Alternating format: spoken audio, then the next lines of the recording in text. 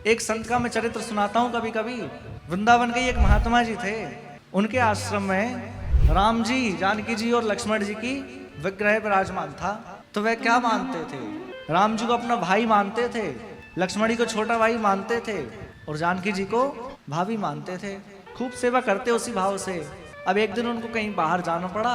उन्होंने अपने शिष्य से कहा कि मैं 4 दिन के लिए बाहर जा रहा हूँ, तुम इनकी खूब अच्छे से सेवा करना।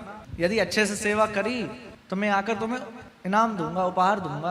अब जैसे ये कहा तो जो शिष्य थे उन्होंने सोचा कि अब मैं अच्छे से सेवा करके दिखाऊंगा, गुरुजी प्रसन्न हो जाए। उन्होंने क्या किया, अगले दिन जब भगवान को स्नान कराया ना, खूब जोर से रगड़ रगड़ के नहला दिया।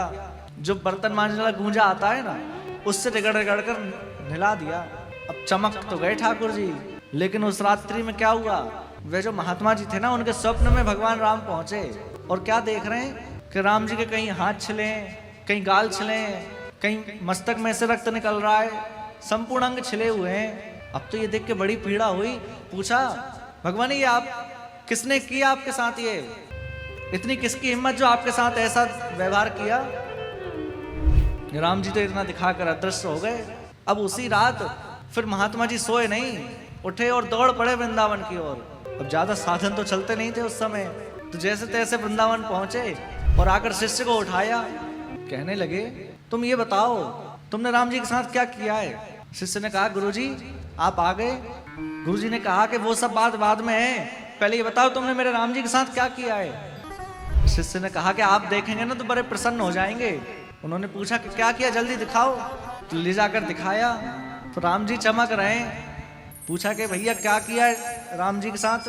तो उस शिष्य ने कहा कि मैंने इनको अच्छे से धो दिया, अच्छे से रगड़ दिया, साफ कर दिया। जैसे ही सुना संत रोने लगे, क्षमा मांगने लगे भगवान से, भगवान के चरणों में गिर गए, क्षमा मांगने लगे कि इसकी वजह से आज आपको इतनी पीड़ा हुई, आप मुझे क्षमा कर दीजिए। और फिर उस दिन से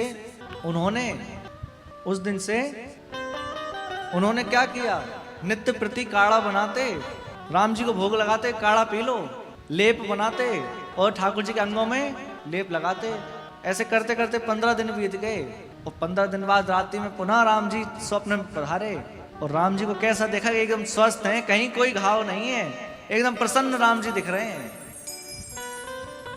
ऐसा कब होगा हमारे साथ? जब हम भगवान को अपना कुछ सदस्य मानेंगे, अपने कुछ घर का मानेंगे,